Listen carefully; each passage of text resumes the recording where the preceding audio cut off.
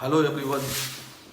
आज हम लोग इंटरप्रेनरशिप का सेकेंड वीडियो में, यानी कि यह सेकेंड वीडियो होगा। इस सेकेंड वीडियो में हम लोग कॉन्सेप्ट ऑफ इंटरप्रेनरशिप पढ़ेंगे और साथ साथ थ्योरीज ऑफ इंटरप्रेनरशिप पढ़ेंगे। यानी कहने का मतलब क्या कि आज इस वीडियो में हम लोग 2 क्वेश्चन को कवर करेंगे। लेकिन इससे पहले वाला जो वीडियो था जिसमें हम लोग इंटरप्रेनरशिप का डेफिनेशन पढ़े थे, इंटरप्रेनरशिप का कैरेक्टरिस्टिक्स पढ़े थे, वह मोस्ट वीवीआई क्वेश्चन है। वह या तो आप 11th के लिए चलिए तब या 12th के लिए चलिए तब, यानी मोस्ट वीवीआई वह क्वेश्चन है। और इस क्वेश्चन को हम लोग मोस्ट वीवीआई के अंदर नहीं रखेंगे। यह मोस्ट वीवीआई क्वेश्चन नहीं है, यह हमारे कॉन्सेप्ट के लिए है। यह क्वेश्चन हमको जानना चाहिए। लेकिन जब इस क्वेश्चन को हम लोग देखेंगे, इस क्वेश्चन का आंसर समझेंगे, तो सेम कैरेक्टरिस्टिक्स वाला ही बात आएगा जो कि हम लोग कैरेक्टरिस्टिक्स में हम लोग पढ़े हुए हैं। तो यहाँ पे हम लोग जो क्वेश्चन है, आपसे क्वेश्चन यह पूछा जाएगा कि उद्यमिता के लिए, इंटरप्रेनरशिप के लिए क्या कॉन्सेप्ट है। कॉन्सेप्ट का मतलब जहां तक होता है उसका मतलब होता है अवधारणा। अवधारणा का मतलब क्या होता है? जो पहले से विचारधारा आ रहा है, जिस विचारधारा को हम लोग फॉलो करते करते हम लोग आगे बढ़ रहे हैं, उसी को आदमी क्या बोलता है? कॉन्सेप्ट बोलता है। तो यहां पे क्वेश्चन आता है क्या कि यह जो इंटरप्रेनरशिप है, इस इंटरप्रेनरशिप के लिए क्या कॉन्सेप्ट है। तो हमारे पास इंटरप्रेनरशिप के लिए निम्न कॉन्सेप्ट है। देखते हैं हम लोग इसमें क्या कॉन्सेप्ट है। पहला अगर कॉन्सेप्ट देखें तो concept as to managerial and leadership skill.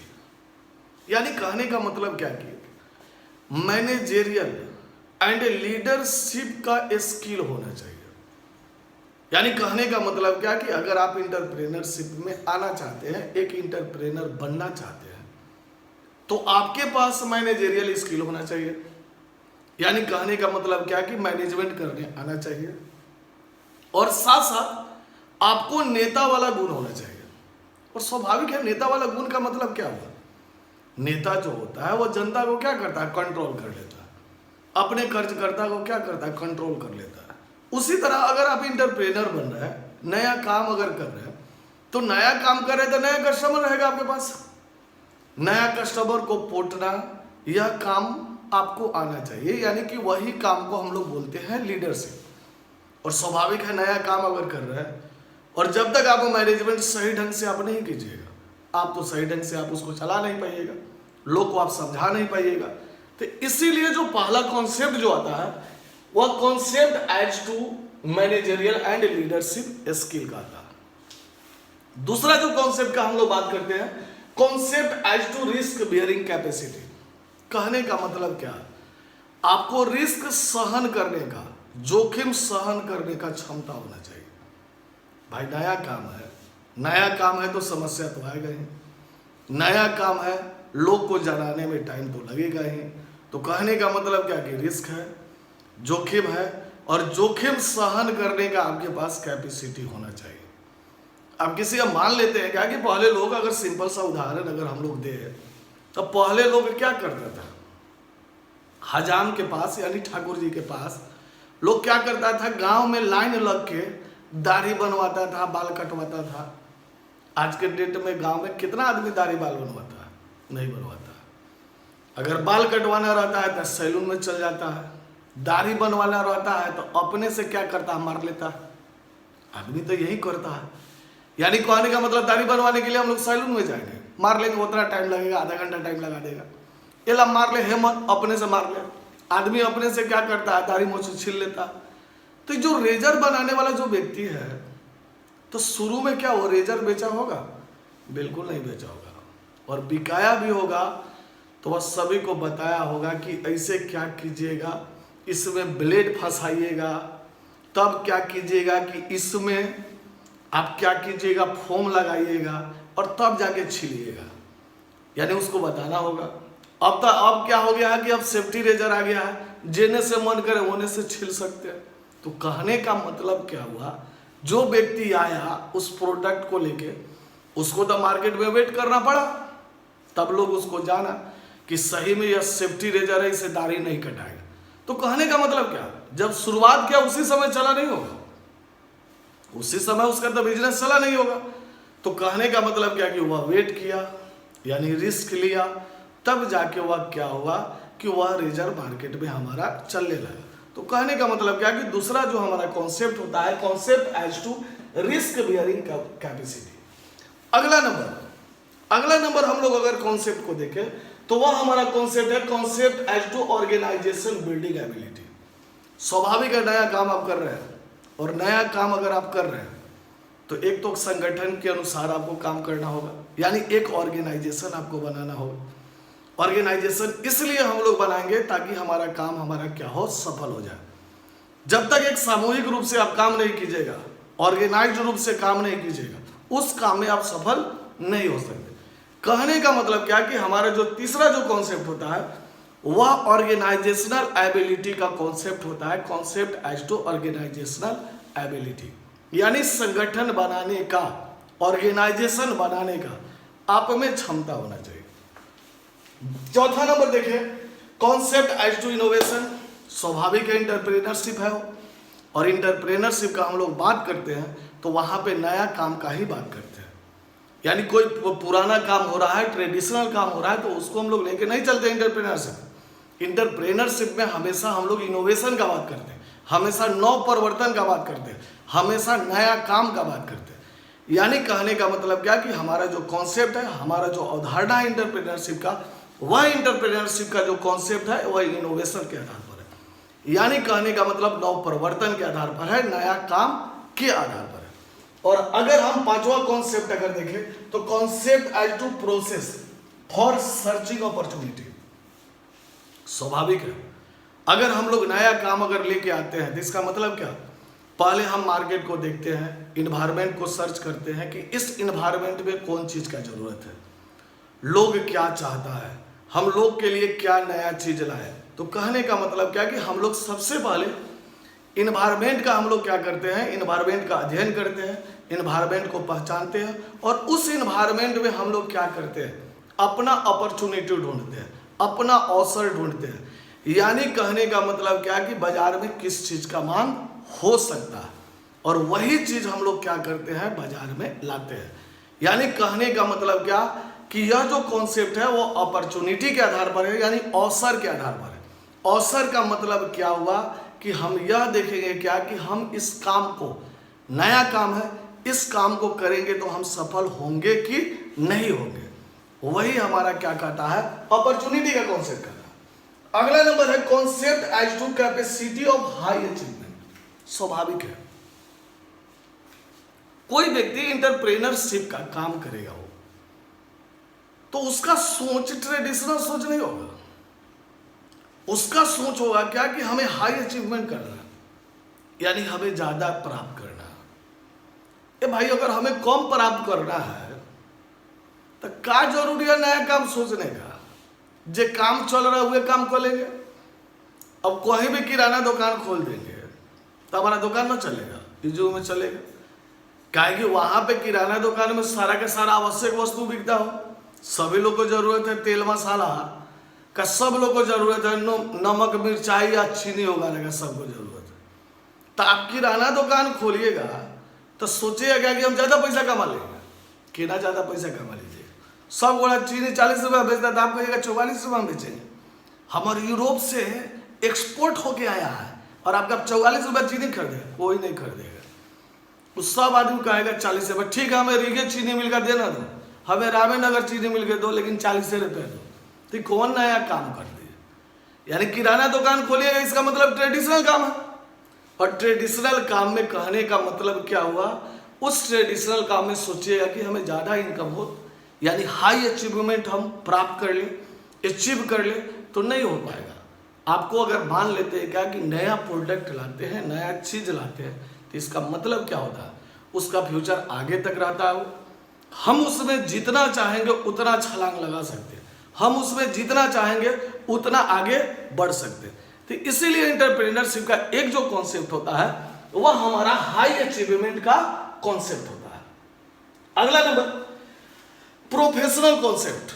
यानी कहने का मतलब क्या कि जो भी व्यक्ति इंटरप्रेनरशिप का काम करता हो, एक इंटरप्रेनर होता है, वह लगभग प्रोफेशनल पर्सन होता है। यानी प्रोफेशनल पर्सन का मतलब क्या होता है, उस व्यक्ति को उस काम में नॉलेज रहता हो, यानी वह व्यक्ति वह पढ़ के आया रहता है, यानी उससे काम करने का तरीका पता होता है। यह न कि वह अंधेरा में तीर चला देता है, नहीं। यानी कहने का मतलब क्या कि इंटरप्रेनरशिप में जब हम लोग आते हैं, वो उद्यमिता में आते हैं, और कोई व्यक्ति अगर इंटरप्रेनर बनता है तो वह क्या होता है, उसके पास प्रोफेशनल स्किल होता है। और यहाँ पे प्रोफेशनल स्किल का मतलब हम लोग यह समझेंगे कि प्रोफेशनल स्किल का मतलब हम लोग यही समझेंगे कि उस व्यक्ति के पास उतना नॉलेज है, वह उस काम को सही ढंग से कर सकता है। यानी कहने का मतलब क्या कि अगला जो कॉन्सेप्ट है हमारा प्रोफेशनल कॉन्सेप्ट है। और नेक्स्ट कॉन्सेप्ट का हम लोग बात करें तो रिजल्ट ओरिएंटेड कॉन्सेप्ट। ये भाई नया काम कर रहे हैं तो पहले से हम तो प्रोफेशनल है, हम इस काम के बारे में जान ही रहे हैं, तो कहने का मतलब क्या कि कुछ हमें समय देना पड़ेगा, लोग हमको जानेगा। जब लोग हमको जान जाएगा, मेरा प्रोडक्ट अगर सभी लोग को पसंद हो जाएगा तो सारा लोग हमारा प्रोडक्ट क्या करेगा, खरीदने लगे, तो स्वाभाविक वह रिजल्ट हमें देगा ही। यानी कहने का मतलब क्या कि यह रिजल्ट ओरिएंटेड कॉन्सेप्ट। अब थोड़ा सा मेरा बात हम समझें। हम लोग इंटरप्रेनरशिप का हम लोग कॉन्सेप्ट समझे, इस कॉन्सेप्ट में हम लोग 8 कॉन्सेप्ट को लेके चले और 8 कॉन्सेप्ट को हम लोग जाने। जब आप बुक पढ़िएगा तो आपको दिक्कत होगा, उसमें होगा क्या कि बहुत सारा स्कॉलर का बात दिया रहेगा जो आपको समझ से परे हो जाएगा, यानी सीधा बाउंस कर जाएगा।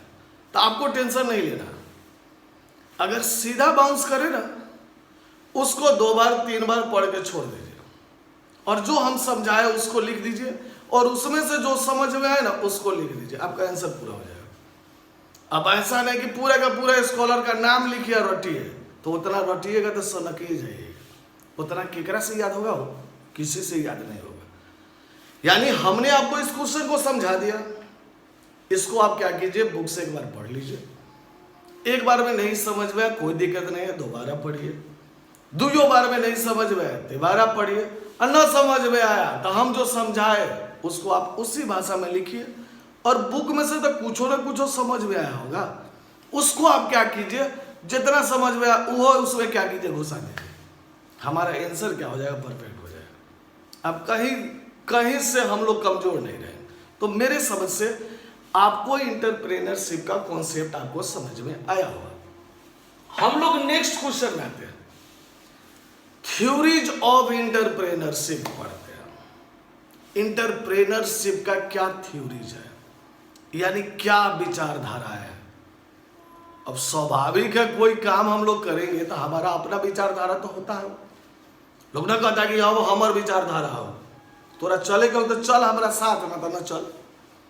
लोग कहता कि नहीं हमार थ्योरी जाओ, हम ऐसा के काम करे न करे, बात तो कहबे करता हो, चाहे करता नहीं चाहे न करता नहीं, ये तो बात कहबे करता है। तो उसी तरह इंटरप्रेन्योरशिप का भी थ्योरीज है, उस थ्योरीज को हम लोग समझते हैं। इसमें क्या थ्योरीज है, पहला थ्योरीज है इकोनॉमिक थ्योरीज। इंटरप्रेनरशिप का काम कर रहे हैं, एक इंटरप्रेनर है, तो आपका उद्देश्य क्या होगा, आज पैसा नहीं कमा रहे हैं लेकिन भविष्य में तो पैसा कमाएंगे भाई। आज हम नया है, नया चीज लेके आया है, तो ठीक है सब दिन नए रहेंगे, कुछ दिन के बाद तो पुरान होंगे। अब पुरान होंगे तो पैसा कमाएंगे कि नहीं कमाएंगे, स्वाभाविक है पैसा कमाएंगे करेंगे। तो कहने का मतलब इकोनॉमिक थ्योरीज यही कहता है, यानी पैसा कमाने वाला थ्योरीज, यानी फ्यूचर में हम लोग पैसा कमा सकते हैं। इंटरप्रेनरशिप में आए अगर मेरा कॉन्सेप्ट ठीक है, यानी हम जो काम कर रहे हैं वो सही ढंग से काम कर रहे हैं, तो हम आज अगर नहीं कमाए तो कल जरूर हम लोग कमाएं। अगला अगर हम लोग थ्योरी का बात करें तो अगला थ्योरी हमारा है सोशोलॉजिकल थ्योरी, यानी सोशोलॉजिकल सामाजिक विचारधारा। देखिएगा बहुत आदमी का यह सोच होता है क्या हम समाज के लिए काम करेंगे और समाज के लिए काम करते हुए भी 2 पैसा हम कमा लेंगे। बहुत आदमी क्या ऐसे सोचने वाले बहुत आदमी है, वो कुछ आदमी ऐसा है कि वो पैसे पर उतर जाता है, कुछ आदमी ऐसा है कि पैसे पर उतर जाता है। लेकिन बहुत आदमी का सोच क्या होता है कि हमको समाज को ध्यान में रख के हमें काम करना है, समाज में इस वस्तु का जरूरत है, हम इस वस्तु को लाएंगे, इससे समाज का कल्याण भी होगा और हमारा भी जीवन यापन हो जाएगा। सेम यही बात यह हमारा सोशियोलॉजिकल थ्योरी कहता है। और साइकोलॉजिकल थ्योरी जो हमारा कहता है क्या, कि हमारे मन में कोई विचार आया और वह विचार बहुत लोगों से मैच कर रहा है और बहुत लोगों को यह चाहत है कि यह सामान अगर आ जाता ना तो बहुत बढ़िया रहता, तो उसको हम लोग बोलते हैं साइकोलॉजिकल थ्योरी। और बात आता है इंटीग्रेटेड थ्योरीज का, तो सभी को मिला के, यानी राजनीतिक भी बात सोच लिए, इकोनॉमिक भी बात सोच लीजिए, सोशियोलॉजिकल भी बात सोच लिए, अगर सभी थ्योरी को मिला दिए तो वह हमारा हो जाता है इंटीग्रेटेड थ्योरी। तो जब इस क्वेश्चन को आप पढ़िएगा तो हो सकता है कि बुक में आपको समझ में नहीं आए, लेकिन आप क्या कीजिएगा, 2 बार 3 बार इस क्वेश्चन को आप पढ़िएगा, आपको समझ में आएगा। ऐसे होगा क्या कि इस थ्योरीज में बहुत सारे स्कॉलर का थ्योरीज दिया हुआ है, आप क्या कीजिएगा, 1-2 बार उस थ्योरी को आपको पढ़ना है और 1-2 बार आप थ्योरीज जब उसको आप पढ़िएगा तो आपको समझ में आएगा। हम तो ये बात नहीं करें कि 100% समझ में नहीं आएगा, क्योंकि उसका लैंग्वेज थोड़ा सा टफ है। आप 3 बार पढ़िएगा, जो ही बात आपको समझ में आए उसको क्या कीजिएगा, लिख लीजिएगा। हमने जो समझाया उस अनुसार आप लिख लीजिएगा, या बुक का ही आपको जो बात समझ में आया आप उसको लिख लीजिएगा, आपका आंसर क्या हो जाएगा, पूरा हो जाएगा। तो मिलते हैं नेक्स्ट वीडियो में आपसे।